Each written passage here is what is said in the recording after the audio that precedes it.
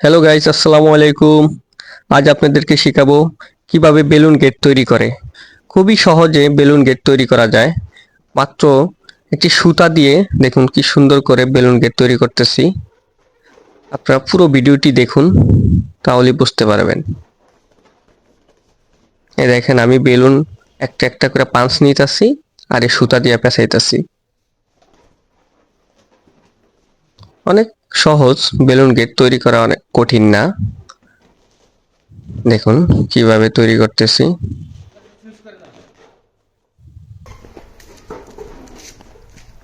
এই যে দেখেন কত বড় একটা বেলুনের রো হয়ে গেছে।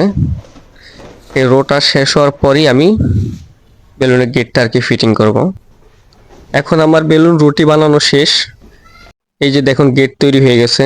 দেখছেন খুবই সহজ। তো ভিডিওটি ভালো লাগলে সবাই অবশ্যই শেয়ার করে দিবেন এবং সাবস্ক্রাইব করে দিবেন। আসসালামু আলাইকুম।